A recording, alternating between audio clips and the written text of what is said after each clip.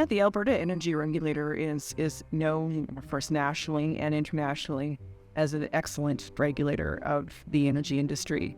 That it's got from from the very start of development activity on to the end of life. It's got the comprehensive suite of directives and regulations that allow energy activities to take place. So if you're a company and you want to develop a resource in Alberta, you know very clearly what is required from you.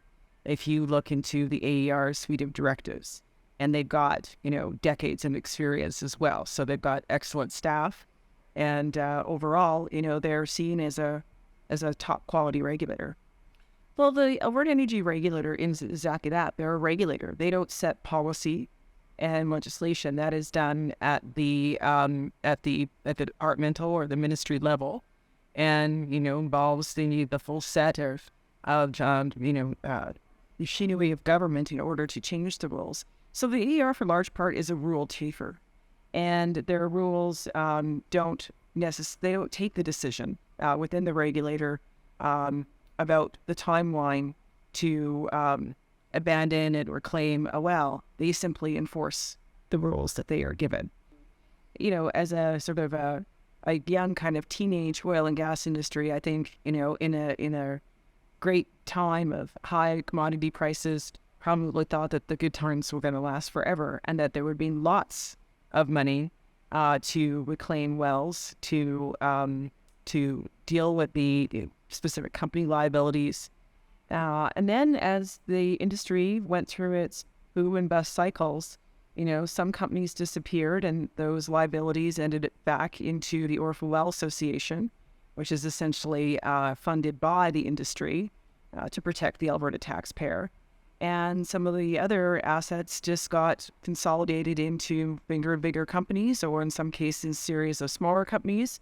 And then over recent years, we've seen a kind of a new class of company emerge that seem to be out there during downtimes in the cycle, acquiring very low rate of return properties, and that had a lot of what they call the liability ratio was very high.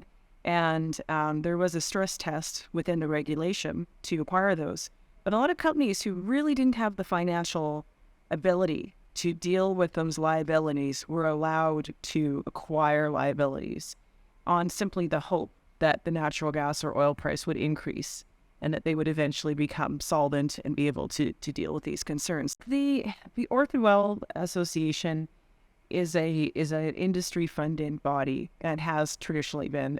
Most recently, there's been some government money that has come into the Orphan Well kind of arena to pay for orphan wells, which is, in my view, just violates some of the polluter pay principle, and that's a principle that I think that the industry needs to take to heart whenever it's thinking about how it's going to deal with abandoned wells. That as I think the famous libertarian politician Ron Paul once said, Main Street should not bail out Wall Street.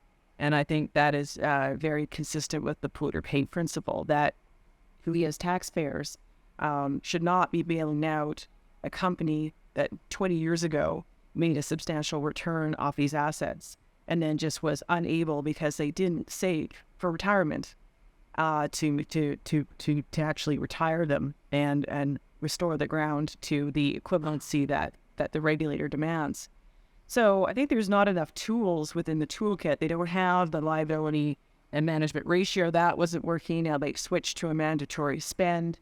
And the question is that we'll have to see, is that going to work? Is that going to significantly reduce the amount of wells? Is that going to result in a significantly higher amount of abandonment and reclamation spending?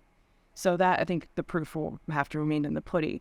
And that should be something that is monitored live, that we can't wait 25 years to figure out the effectiveness of that.